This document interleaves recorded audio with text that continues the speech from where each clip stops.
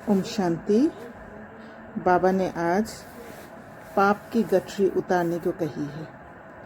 अभी पाप की गठरी क्या है? गठरी हम कोई भी सामान बहुत सारे एक साथ रख देते हैं, एक कलेक्टिव कह सकते हैं कि बहुत सारे चीज़ एक साथ जमा करके रखते हैं और फिर उस गठरी को फिर बांधते हैं, टाइट करके बांधते हैं। और गठरी को ज़्यादातर हम सिर पर ही लेते हैं।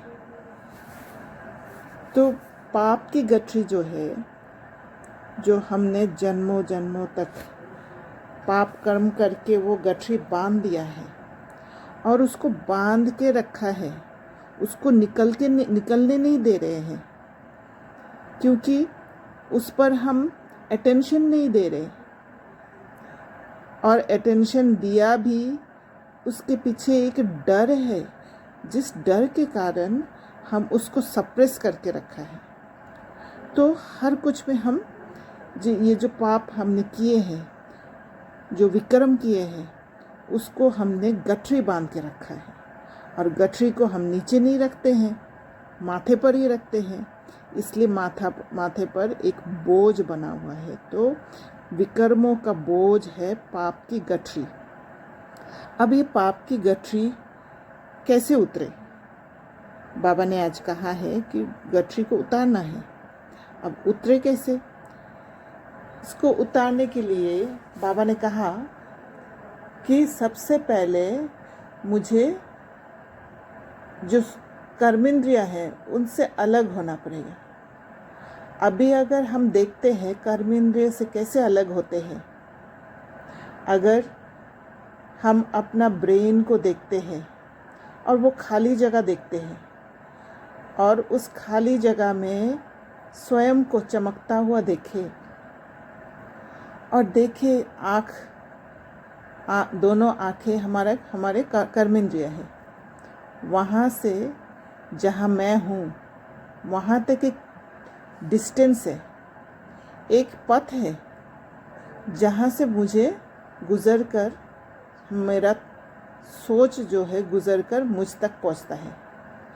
अगर मैं आँख द्वारा कोई भी चीज़, कोई भी परिस्थिति को देखती हूँ, जैसे दिखता है मुझे वैसे मैं अनुमान लगा लेती हूँ, तो वो अनुमान तक पहुँचने के लिए ये रास्ता को पार करके मुझ तक पहुँचना है।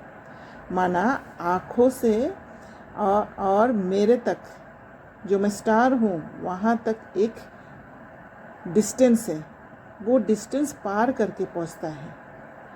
अब उसी समय अगर मैं डिटैच हो जाती हूँ, माना मैं समझती हूँ कि मैं इन आँखों से अटैच नहीं हूँ, ये आँखें जो देख रहे हैं वो मैं नहीं देख रही हूँ, वो आँखें देख रहे हैं। और उस रास्ते में जब वो आँखों ने, ये स्थूल आँखों ने जो देखा है, वो चीज़ एक सोच के रूप में जब ट्रैवल करने लग जाते आँख से मुझ तक पहुँचने का रास्ता में, अगर मैं तीसरा नेत्र को यूज़ करके, ज्ञान को यूज़ करके उसको परिवर्तन कर देती हूँ, तो मुझ तक पहुँचते पहुँचते वो विकर्म विनाश हो जाता है। माना जो अभी स्थूल आँखें देख रहे हैं, वो मेरा जो पाप की गठरी है, जो विकर्म किया हुआ है, वो विकर्म के हिसाब से मैं अनुमान लगा के उसको सोच लेती हूँ। अगर मैं उसको रास्ते में ही परिवर्तन कर देती हूँ तो फिर वो विकर्म विनाश हो जाएगा। और जब मैं अपने को डिटैच करती हूँ, तब मैं शिव बाबा के साथ जुड़ी हुई रहती हूँ। और शिव बाबा के साथ जब जुड़ी हुई रहती हूँ, तब मैं बाबा के हाथ को पकड़ लेती हूँ। माना बुद्धि से पकड़ने की बात है जो बाबा ने आज कहा है, तो मैं पकड़ लेती हूँ। तो बाबा ने ये भी कहा, ऐसे बिलावेड बाप को कैसे पकड़ना चाहिए। हाथ से पकड़ने की बात नहीं, बुद्धि से पकड़ने की बात है। तो बुद्धि से अगर बाबा को हम पकड़ लेते हैं, माना जैसे बाबा का सोच वैसे मैं भी सोच लेती हूँ। बाप की श्रीमत पर मददगार बनो, फिर मुझे याद करो, परंतु रहो कमल फूल समान। तो यही जो परिवर्तन कर लेते, इसी वही रास्ता हमें कमल फूल समान बना देंगे, वही रास्ता हमें मुक्ति और जीवन मुक्ति तक पहुंचा देंगे और बाबा का राइट हैंड बना देंगे, पूरा राइटियस बन जाएंगे। जैसे एक नारियल होता है, नारियल जब कच्चा होता है और बहुत दिन तक रख देते हैं तो क्या है, कच्चा जो है वो जो आउटर कवरिंग है उसके साथ अटैच रहता है, और अटैच्ड रहने के कारण वो धीरे धीरे क्या होता है, अंदर में सड़ने लग जाता है। पर अगर नारियल जो आउटर कवरिंग से अगर डिटैच्ड हो जाता है, वो किनारा को छोड़ के अलग हो जाता है अंदर में, तो फिर वो बहुत दिन तक अच्छा रहता है।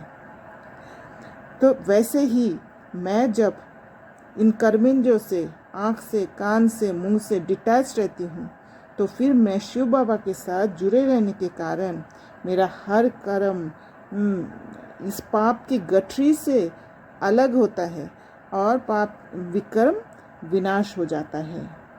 तो बाबा ने कहा है, तुम जितना बाप को याद करेंगे उतना उड़ने के पंख मिलते जाएगा।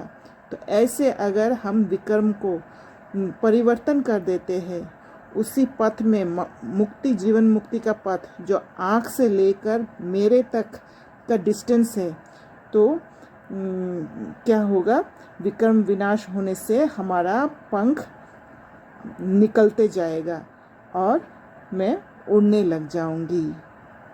अच्छा, ओम शांति।